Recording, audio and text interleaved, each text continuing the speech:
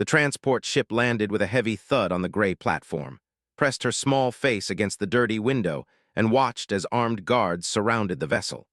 She was 7 years old and had not seen her parents in 3 weeks. The soldiers had taken her during the attack on New Haven Colony, throwing her into a cargo hold with dozens of other humans. The door opened and harsh light flooded in. A guard shouted something in the language, all clicks and hisses that hurts ears. Other prisoners stood up slowly, their faces tired and afraid, followed them down the ramp onto the surface of Prime. The air smelled like metal and smoke. Huge buildings stretched up into the red sky, and in the distance could see massive shapes flying between the structures. They looked like dragons from the storybooks her mother used to read to her, but these were real and they were huge. An officer stood waiting at the bottom of the ramp. His scales were dark green, and his eyes were cold yellow slits.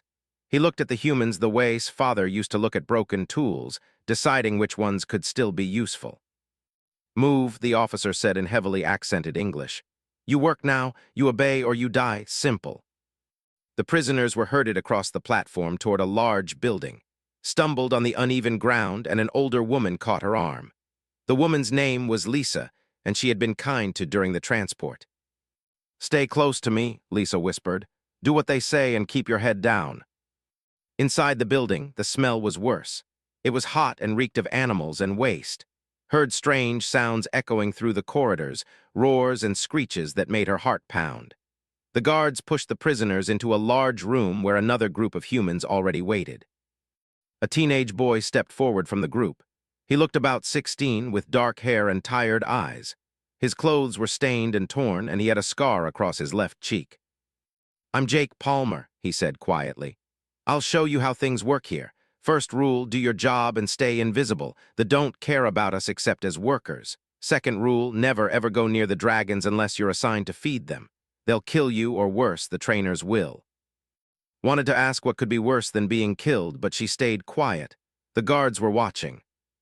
Jake led the new arrivals through a maze of corridors. Through windows in the walls, could see into huge rooms where dragons were kept in cages. Some were enormous, bigger than houses, with scales that gleamed like metal. Others were smaller, but still terrifying. They all wore thick collars around their necks that sparked with blue light. "This is the primary breeding facility," Jake explained in a low voice. "The Rays wore dragons here. They use them in their military, bonded to warriors. The process is, it's not good." They reached the sleeping quarters, a long room filled with thin mats on the floor. There was one bathroom and a single water tap. Counted maybe 50 people crammed into a space meant for 20. "New ones get the spots by the door," a woman said. She sounded bitter. "Welcome to paradise." That night lay on her mat and tried not to cry. She could hear the dragons roaring in the distance. She thought about her mother and father and her little brother Tommy. She wondered if they were alive, if they were looking for her. The tears came anyway, silent and hot. Lisa's hand found hers in the dark and squeezed gently. It helped a little. The next morning started before sunrise. Guards banged on the door and shouted for everyone to get up. Was given a bucket and a rough brush and told to scrub the floors in one of the feeding corridors. The work was hard and her hands quickly became sore and red. Around midday, alarms started blaring. Jake appeared and grabbed Sam's arm. "Hatching," he said. "Come on, they'll want extra hands in the feeding area." They ran through the corridors to a large chamber filled with heat lamps. In the center, on a bed of sand, sat a dozen large eggs. Each one was nearly as tall as. Trainers stood around the eggs, holding long poles with crackling tips. Recognized them as shock prods from her brief education about the facility. Commander stood at the front, his scales gleaming in the heat lamp light. He was bigger than the other, with scars covering his arms and chest. His voice boomed across the chamber. "Prepare for conditioning. These hatchlings must learn submission immediately. Any sign of resistance gets maximum voltage. We break them young or we break them dead." Felt sick, she watched as the first egg began to crack. A small claw pushed through, then a snout. The baby dragon emerged, blinking in the light. It was beautiful, with blue scales and large, curious eyes. The trainers did not give it time to adjust. Immediately, they activated the shock prods and pressed them against the hatchling's soft scales. The baby dragon screamed, a sound so full of pain and terror that had to cover her ears. It tried to run, but the trainers surrounded it, shocking it again and again until it collapsed, whimpering. "Good," Commander said. "Collar it next egg." One by one, the eggs hatched. One by one, the baby dragons were hurt until they stopped fighting. Wanted to look away, but Jake had warned her that showing weakness could get her punished. She forced herself to watch, her hands clenched into fists. The last egg was smaller than the others. When it cracked open, a bronze dragon emerged. Its scales caught the light like copper, and its eyes were bright gold. It was clearly the smallest of the clutch, maybe two-thirds the size of its siblings. Trainer sneered at it. "Weak," he said. "Probably won't survive conditioning anyway, mark it for culling." The small bronze dragon looked around the chamber, seeing its siblings lying broken on the sand. It made a soft chirping sound, confused and afraid. A handler picked it up roughly and carried it away toward the back corridors. Felt something strange in her chest, like a hook pulling at her heart. She watched the small dragon disappear through the doorway, and something inside her whispered that this was important, that this moment mattered. That night she could not stop thinking about the bronze dragon with golden eyes. While the others slept, lay awake and listened to the distant sounds of the facility. Somewhere in the darkness, a small dragon was waiting to die, waited until the guards changed shifts at midnight. She had watched their patterns for hours, pretending to sleep while counting their footsteps in the corridor. When the new guard settled into position at the far end of the hall, slowly got up from her mat. Lisa stirred beside her. "Where are you going?" she whispered. "I have to do something," said quietly. "I'll be back soon." "No, whatever it is, it's not worth it." But was already moving toward the door. Her heart pounded so hard she thought everyone could hear it. She had saved a piece of bread from dinner, wrapped in a scrap of cloth and hidden in her pocket. It was not much, but it was all she had. The corridors were dark except for dim emergency lights along the floor, moved slowly, keeping close to the walls. She had listened carefully when Jake explained the facility layout, memorizing every turn. The culling pens were in the lower level, past the training rooms and through the medical wing. She almost got caught twice. Once when a guard walked past an intersection just ahead of her, and again when she heard voices and had to hide in a storage closet until they passed. Each time, she held her breath and thought about the small bronze dragon alone in the dark. The culling pen smelled terrible, covered her nose as she entered the dim chamber. There were 6 large cages along one wall, most of them empty. In the far corner, she saw movement. The bronze dragon was pressed against the back of its cage, as far from the door as it could get. Approached slowly, her footsteps soft on the metal floor. The cage was surrounded by the bodies of other culled hatchlings, small dragons that had not survived their first day. The sight made one cry, but she pushed the feeling down. She needed to be strong now. "Hey," she whispered to the bronze dragon, "I'm not going to hurt you." The dragon's golden eyes locked onto her. It made no sound, but could see it trembling. The shock collar around its neck still sparked occasionally, making it flinch. Sat down cross-legged in front of the cage. She pulled out the piece of bread and held it through the bars. "Are you hungry? I know it's not much." The dragon did not move. It watched with those intelligent eyes, trying to decide if this was another trick, another source of pain. Waited, she kept her hand steady, the bread resting on her palm. She started talking, keeping her voice low and calm. She told the dragon about Earth, about green grass and blue skis. She talked about her mother's garden and how flowers smelled in the spring. She talked about her dog Murphy, who used to sleep at the foot of her bed. The dragon tilted its head, listening. After what felt like forever, the dragon took one step forward, then another.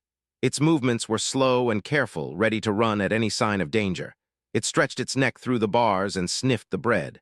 Then, very gently, it took the food from his hand. Smiled for the first time in weeks.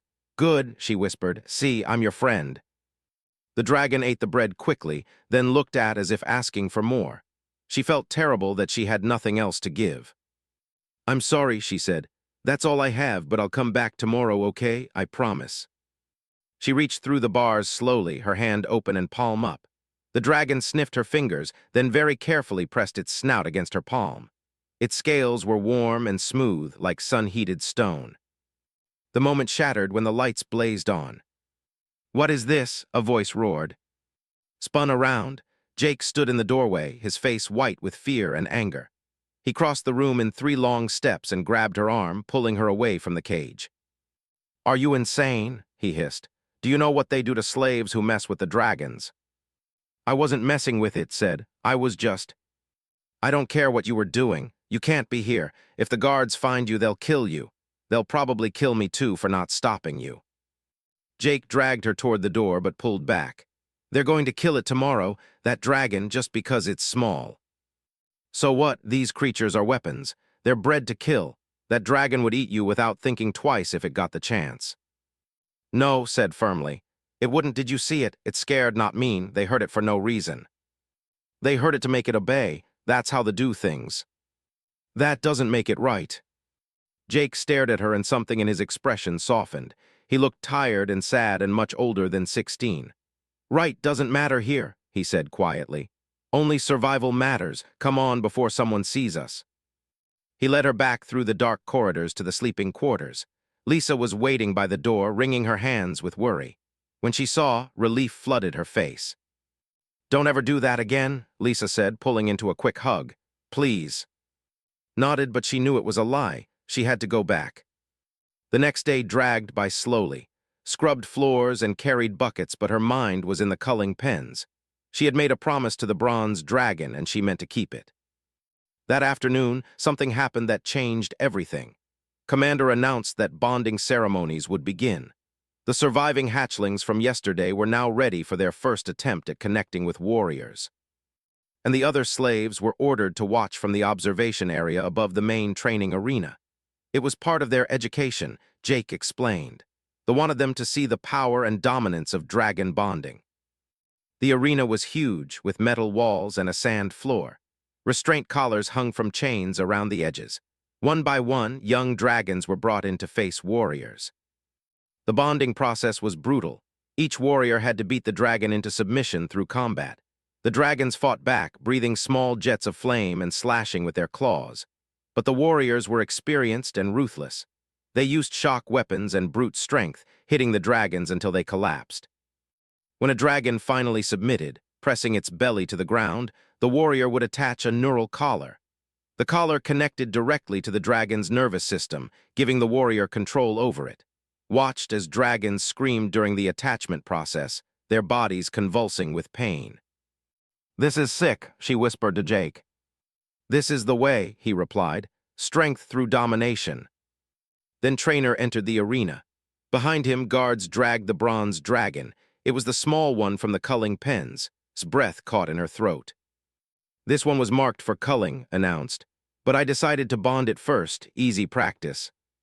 He approached the bronze dragon with a shock baton in hand. The dragon backed away, its golden eyes wide, laughed and activated the baton. The tip crackled with blue electricity. The fight was not fair, was twice the size of the small dragon and experienced in combat. He struck the dragon across its face, then its side. The dragon tried to dodge, but it was trapped in the arena. When it tried to fight back with a weak flame, punched it hard enough to knock it down. Submit, growled. He pressed the shock baton against the dragon's neck. The dragon screamed, its body going rigid. Could not watch anymore. Without thinking, without planning, she broke away from the observation area. She heard Jake shout her name, but she was already running down the stairs to the arena floor. Guards yelled at her to stop. Alarms started blaring, but did not stop. She burst through the arena door and ran across the sand to where stood over the bronze dragon. Stop it, she screamed. Leave it alone. The entire facility went silent. Every eye turned to the small human girl standing between a trainer and a war dragon. His face twisted with rage. You dare, he started. I said stop. His voice shook, but she did not move. Behind her, she felt the bronze dragon shift. It lifted its head and made a soft sound, almost like recognition. Raised his shock baton. I will kill you where you stand, slave. Enough, Commander's voice cut through the arena like a blade. He stood in the viewing box above, his yellow eyes fixed on with cold interest. Bring the human to me, and bring the dragon. Guards surrounded immediately. She did not resist as they grabbed her arms. She looked back at the bronze dragon one more time. Its golden eyes met hers, and in that moment something passed between them. Understanding, connection. Trust was brought before Commander in his private office. The bronze dragon was chained nearby, blood dripping from wounds on its face and side. walked around slowly, studying her like a strange specimen. "You have spirit," he said finally. "Foolish spirit, but spirit nonetheless. You care about this dragon." Nodded, not trusting her voice. "Interesting, very interesting," smiled, showing all his sharp teeth. "I have decided to make an experiment. You will bond with this dragon. You have 3 days. If you succeed, you both live. If you fail, you both die if the dragon kills you." He shrugged. "Then we learn that humans are as weak as I suspected." He gestured to his guards. "Put them in training cell 7, no interference. We watch and we learn." As was led away with the bronze dragon following behind, she realized what she had done. She had gambled both their lives on a feeling, on a moment of connection in the dark. Now she had 3 days to prove that kindness could be stronger than cruelty. The training cell was cold and bare. Metal walls on all sides, a single drain in the floor, and one small opening where food and water would be delivered. Sat against the wall and watched the bronze dragon watching her. Above them, through the observation windows, she could see faces pressed against the glass. Guards, trainers, other slaves. Everyone wanted to see what would happen when a human child was locked in a room with a war dragon. The dragon stood in the far corner, as far from as it could get. Its wounds from beating were still fresh, and it moved carefully, favoring its left side. The neural collar they had tried to attach had failed to connect, leaving burn marks on its neck scales. Did not move, she kept her body relaxed and her hands visible. She had no weapons, no tools, nothing but herself. She remembered her mother once telling her that animals could sense fear. She tried to push down the scared feelings and think calm thoughts. "I'm sorry they hurt you," she said softly. "I'm sorry about everything." The dragon's ears twitched at the sound of her voice, but it did not approach. Hours passed, told stories to fill the silence. She talked about her home on New Haven, about the colony gardens where she used to play. She described the taste of strawberries and the feeling of rain on her face. She told the dragon about Murphy, her dog, and how he would chase his tail and bark at birds. The dragon listened, could tell because its golden eyes never left her face, and its head tilted slightly when she changed topics. It was learning her voice, learning that she was not a threat. When the first meal arrived, pushed through a slot in the wall, saw it was barely enough for one, a small bowl of water and a few pieces of dried meat. She looked at the dragon, then at the food. Her stomach hurt from hunger, but the dragon looked worse. Took the bowl of water and slowly walked across the cell. The dragon tensed, ready to flee or fight. She stopped halfway and set the bowl down on the floor, then backed away to her spot by the wall. "It's yours," she said. "I can wait." The dragon did not move for a long time. It watched the water, then the water again. Finally, thirst won over caution. It crept forward and drank deeply, its eyes never leaving. When it finished, took the meat and did the same thing. She kept the smallest piece for herself and left the rest for the dragon. This time it approached more quickly. It ate the meat in quick bites, then sat back and studied with new interest. "See," said, managing a small smile, "friends." That night slept sitting up against the wall. She was too scared to lie down completely, afraid the dragon might attack while she was vulnerable. But exhaustion eventually won, and her eyes closed despite her efforts to stay awake. She woke to warmth. The cell was always cold, but now she felt heat against her left side. Slowly, carefully opened her eyes. The bronze dragon had moved. It lay curled beside her, its body pressed against hers, sharing its heat. Its eyes were closed, its breathing slow and steady. One wing was partially extended, creating a barrier between and the draft from the air vent. Its heart swelled. She very slowly moved her hand and rested it on the dragon's shoulder. The scales were warm and smooth, rising and falling with each breath. The dragon's eyes opened, meeting hers. For a moment, neither moved. Then the dragon made a sound, a low rumble deep in its chest. Not a growl, something else. Felt the vibration through her hand. It was almost like a cat's purr, but deeper, more resonant. "Good morning," whispered. The dragon closed its eyes again and went back to sleep. The guards watching from above were confused. They had expected violence or submission, not this slow dance of trust. They whispered to each other, arguing about what it meant. Commander watched silently from his office, his expression unreadable. Day 2 brought new challenges. The dragon was becoming comfortable with, but it was also becoming restless. The cell was too small for a growing dragon, and it needed to move to stretch its wings. It paced back and forth, making frustrated sounds. Notice the dragon kept favoring its right foreleg. When she looked closer, she saw the burns from the shock collar had become infected. The skin beneath the scales was red and swollen, weeping clear fluid. She had nothing to treat it with except water and the cloth of her own shirt.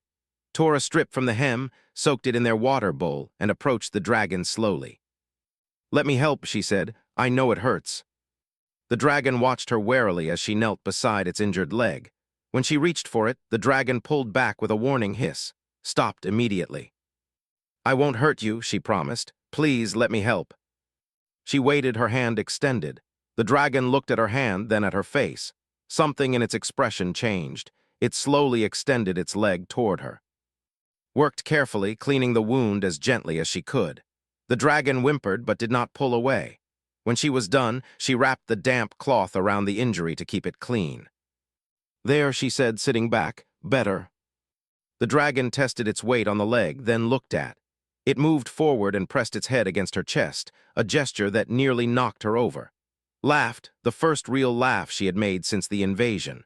She wrapped her arms around the dragon's neck. "We're going to be okay," she whispered into its scales. "Both of us." Jake and Lisa watched from the observation window above, hardly believing what they saw. Other slaves crowded around them, pointing and whispering. Even some of the guards looked disturbed by the scene. "How is she doing that?" Lisa asked. "I don't know," Jake said quietly, "but I've never seen a dragon act like that, not even fully bonded ones." On day 3, Commander entered the observation area. All activity stopped immediately. He stood at the window and watched the bronze dragon for a long time. The child was teaching the dragon a game, tossing a small pebble and encouraging the dragon to bring it back. The dragon was playing along, its movements now fluid and happy. "Bring them to the arena," said. "It is time for the test." Was given no warning. Guards entered the cell and ordered her to follow. The bronze dragon immediately positioned itself between and the guards, growling a warning, but touched its side and spoke softly, and the dragon reluctantly allowed her to walk forward. They were led back to the main training arena. The stands were full of warriors, trainers, and scientists. All of them wanted to see if the human child could complete a dragon bond. In the center of the arena, on a small table, sat a neural collar. Commander stood beside the table. "The test is simple," he announced. "Place the collar on the dragon, prove the bond is real, or die together." Looked at the collar, then at the bronze dragon beside her. She felt sick. The collar was a tool of control of pain. She had seen what it did to dragons. She could not do that to her friend. "No," she said. The crowd erupted in shocked murmurs. Its eyes narrowed. "No." "The dragon trusts me," said, her voice stronger now. "I won't betray that trust by putting a slave collar on it. We're bonded, but not like you bond dragons. We're bonded through choice, through friendship." "Then you have failed," said coldly. "Guards, prepare the execution." Armed guards stepped forward, their weapons aimed at the dragon. The bronze dragon spread its wings and roared, a sound that shook dust from the ceiling. It positioned itself over, shielding her with its body. The guards hesitated. A dragon protecting a human was unusual. A dragon willing to die for a human was unheard of. "Fire," commanded. Before anyone could shoot, the bronze dragon did something no one expected. It turned its massive head and gently, carefully bowed down to, not in submission to pain, not in defeat, but in loyalty freely given. The dragon pressed its forehead against chest and made that deep rumbling sound, the one that meant trust and affection. Then it lay down completely, exposing its vulnerable neck and belly, the ultimate gesture of trust in dragon behavior. Dropped to her knees and wrapped her arms around the dragon's neck. Tears streamed down her face. "I won't let them hurt you," she promised. "I won't." The arena was completely silent. Every watched in stunned disbelief. A war dragon, bred for centuries to dominate and destroy, had voluntarily submitted to a 7-year-old human child. Commander stared at the scene before him. His mind raced through possibilities and implications. This changed everything he knew about dragon bonding, everything that had believed about strength and submission. "Hold your fire," he said slowly, his yellow eyes fixed on. "Take them to the containment wing. No one touches them until I have consulted with High Command." For 3 days, the bronze dragon remained in isolation. The dragon, which had started calling Ember because of its copper-colored scales, stayed close to her at all times. When guards brought food, Ember would position itself between them and until she signaled it was safe. During those 3 days, the facility transformed into chaos. Scientists arrived from the capital, bringing equipment and running tests on both and Ember through the observation windows. Commander had classified the entire incident as a military secret, but rumors spread anyway. Slaves whispered about the human girl who tamed a dragon. Warriors argued about whether it was real or some kind of trick. Jake and Lisa were questioned repeatedly about its background. Did she have special training? Was she from a family of animal handlers? Did humans possess technology or drugs that could control minds? "She's just a kid," Jake insisted for the 10th time. "There's nothing special about her except that she's kind." The interrogator, a scientist named, made a dismissive sound. "Kindness does not bond war dragons. Strength bonds war dragons. Dominance. Pain. This is the way for 3,000 years." "Maybe your way is wrong," Lisa said quietly. The room went silent. Speaking against methods could mean death, but did not order her execution. Instead, he studied her with cold curiosity. "Explain." Lisa chose her words carefully. "I've worked in the dragon pens for 2 years. I've seen dozens of bondings. The dragons fight every step. Even after they're collared, they resist. They become unstable, violent. Most don't live past 10 years in service. They are weapons. Weapons break. Or maybe you're breaking them on purpose." Lisa's voice grew stronger. "Didn't break Ember. She earned its trust, and that dragon would die for her now." Said nothing, but something flickered in his expression. He dismissed them without another word. On the 4th day, High Commander arrived. His ship landed in the private bay, escorted by 6 fully bonded war dragons and their warriors. The entire facility stood at attention as he walked through the corridors. Was ancient by standards, nearly 200 years old. His scales had faded to gray, and scars covered every visible part of his body. He had personally bonded 7 war dragons throughout his military career, more than any living. 4 of them had eventually gone mad and been destroyed. 2 had died in battle. The last one served him still, though it grew more unstable with each passing year. He went directly to the observation room above Cell. Commander stood waiting, nervous in the presence of such a legendary warrior. "Show me," said. Below sat cross-legged on the floor with Ember's head resting in her lap. She was singing quietly, some human song about stars and dreams. The dragon's eyes were half closed, completely relaxed. When scratched behind its ears, Ember made that rumbling purr sound and leaned into her touch.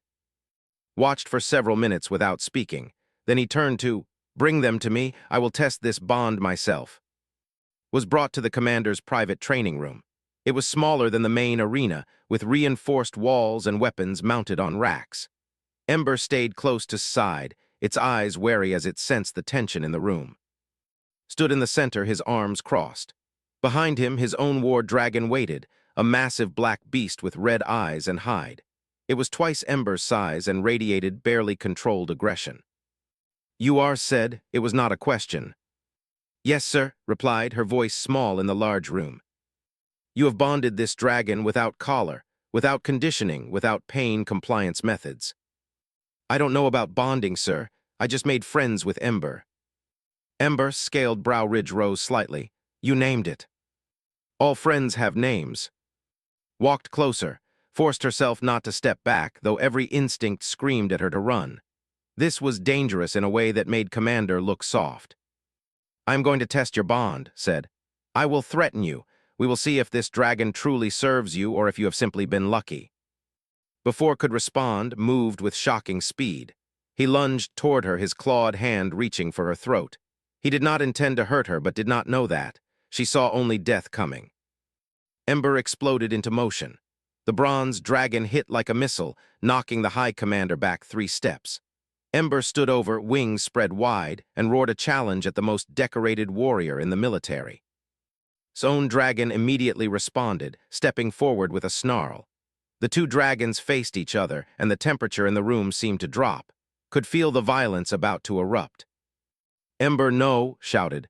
She pushed past the dragon's protective stance and placed herself between Ember and, "He was just testing us. It's okay, stand down." Ember's golden eyes looked down at, then back at. The dragon was torn between protecting and obeying her command. Slowly, with visible effort, Ember folded its wings and stepped back, but it never took its eyes off. The High Commander straightened his uniform and studied Ember with new respect.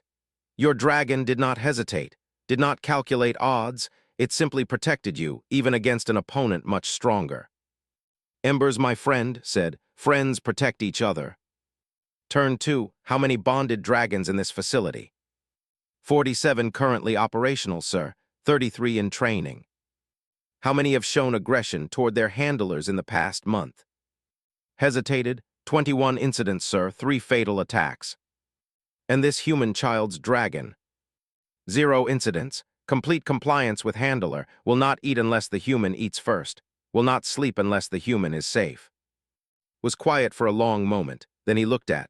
I need you to do something for me. Command your dragon to harm itself. Small harm. Tell it to bite its own leg. No, said immediately. I won't hurt Ember. I am ordering you. I don't care, I won't. His expression was unreadable. Why? Because Ember trusts me. If I make it hurt itself, I break that trust. Then we're not friends anymore, then I'm just like you. The insult should have earned her death. Instead, laughed a sound like grinding stones. You are correct. If you had given that command, I would have known the bond was false, built on human dominance rather than dominance. But you refused. The bond is real. He walked to the window and looked out at the sprawling facility. I have bonded 7 dragons in my lifetime. I beat them, starved them, shocked them until they submitted, and everyone eventually tried to kill me. My current dragon would tear out my throat if its collar failed. I control it through fear and pain. He turned back to, but your dragon would die for you out of love. Yes. Nodded. Then humans have a gift we do not. The admission seemed to cost him something. Commander, begin a new program. Select 20 humans from the slave population. We will train them as dragon handlers using this child's methods. If it works, we create a new legion. Sir, the warriors will resist. They will see this as weakness. Let them. War is coming with the Galactic Council. We need every advantage. Looked at. You will teach your methods to other humans. You will be given authority over the handler program. In return, all human slaves in this facility will receive better treatment. Food, shelter, medical care. Wanted to refuse, wanted to tell him to free all the humans to let them go home. But she knew would never agree to that. This was the best deal she could get. She could improve life for hundreds of humans and maybe, just maybe, save more dragons from torture. I want Jake, Palmer, and Lisa as my assistants, said. And I want the humans to be treated with respect, not like animals. Studied her. You bargain like a warrior. Agreed. The program began immediately. Jake and Lisa were brought in, along with 18 other humans selected for their calm temperaments. Taught them everything she had learned with Ember. Be patient, be kind. Let the dragon come to you. Share your food, never use pain. The first attempts were awkward. The humans were nervous, and the dragons were confused by this new treatment. But slowly, bonds began to form. A young man named Chris bonded with a green dragon that had been scheduled for culling due to aggression. A woman named Helen connected with a silver dragon that had killed 2 previous handlers. Within 2 months, 20 human-bonded dragons served the facility. They outperformed traditionally bonded dragons in every test. They responded faster, fought harder, and showed 0 handler aggression. The scientists studied the phenomenon obsessively.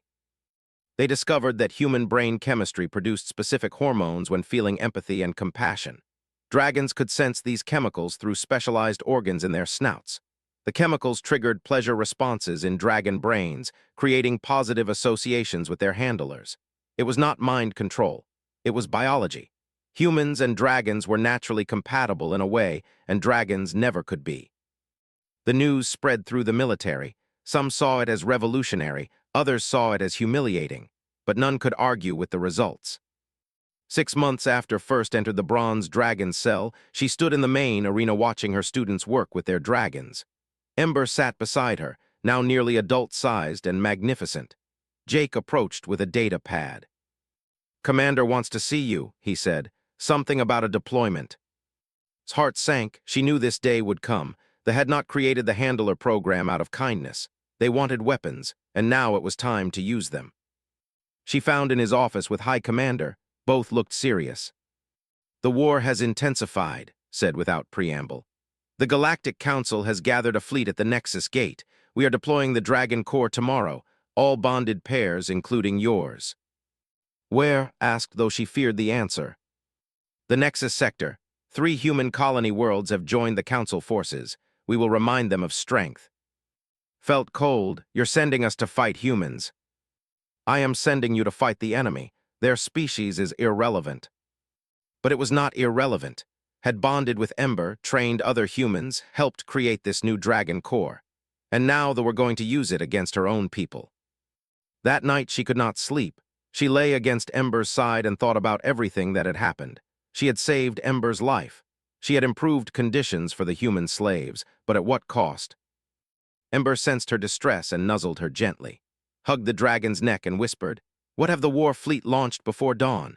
50 ships carrying thousands of warriors, weapons, and the newly formed Dragon Corps stood on the launch deck with Ember beside her, watching other handler pairs prepare for departure.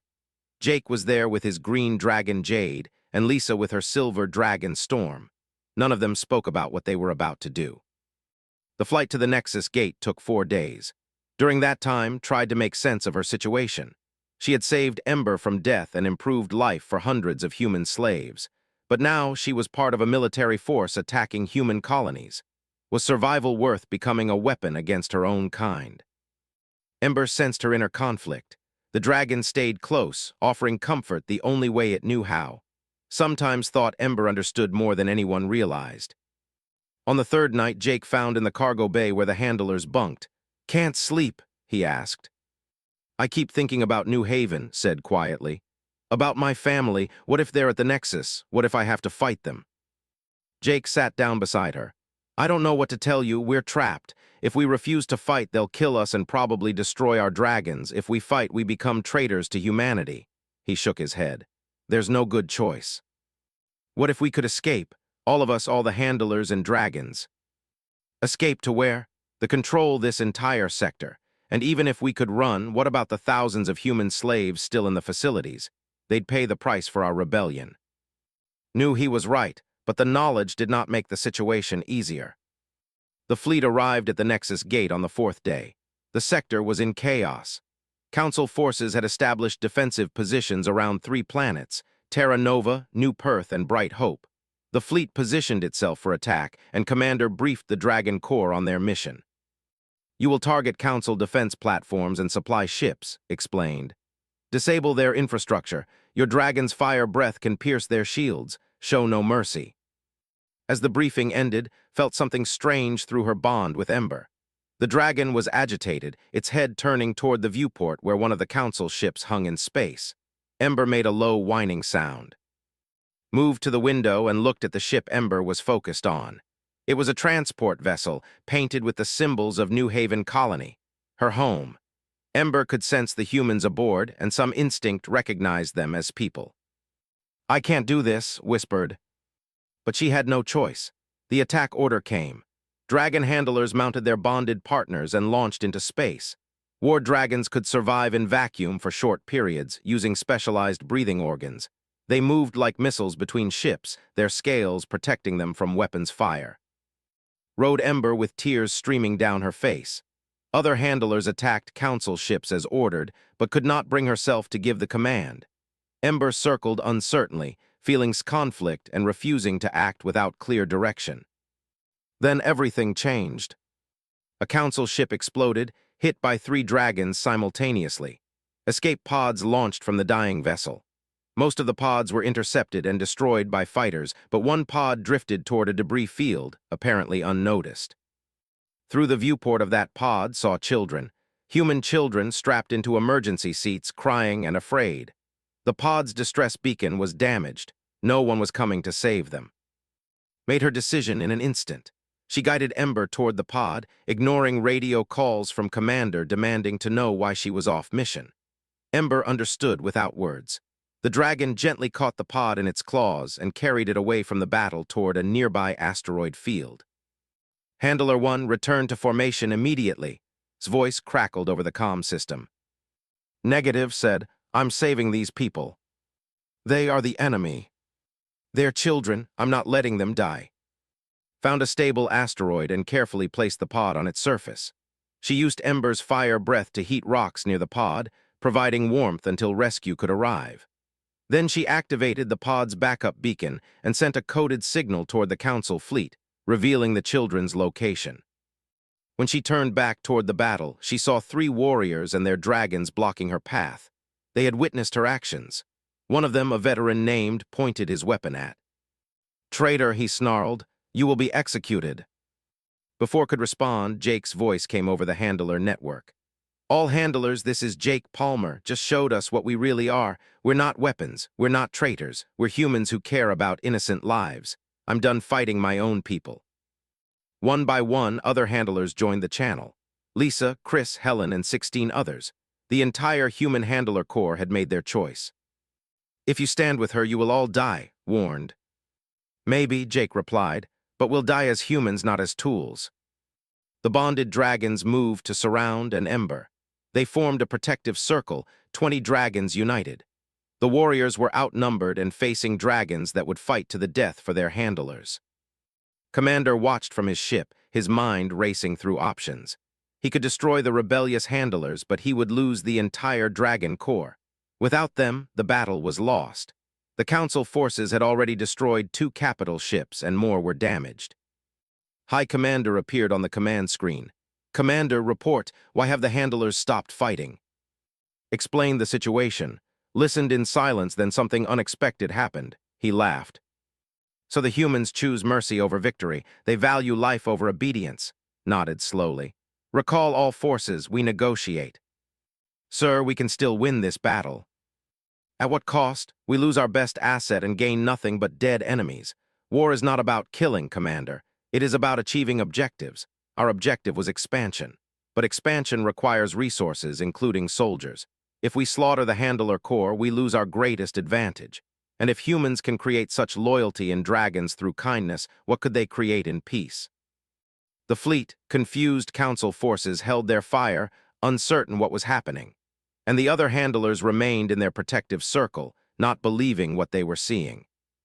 3 hours later was summoned to meet High Commander aboard his flagship. She went alone, leaving Ember with Jake. She expected execution. Instead, offered her a chair in his private chambers. The ancient warrior looked tired, more tired than had ever seen him. "You cost me 2 ships today," he said. 17 warriors dead, pride damaged. The Council will claim victory." "I'm sorry about the warriors," said honestly, "but not about the children." "I know, that is why I am here to negotiate," leaned forward. "I have been a warrior for 172 years. I believed strength came from domination, from making others fear you. Your dragon taught me I was wrong." He gestured to the viewport where his black war dragon floated in space, tethered to the ship. "My dragon hates me. It has always hated me. I control it through pain. And one day it will kill me as all my other dragons tried to kill me. But your dragon loves you. It would face an entire army to keep you safe. That is true strength." "What are you saying?" "The war is ending. The Galactic Council has sent diplomatic envoys. They offer peace terms, the stop expansion, release all slaves, and join the Council as equal members. In return, they offer trade, technology sharing, and alliance."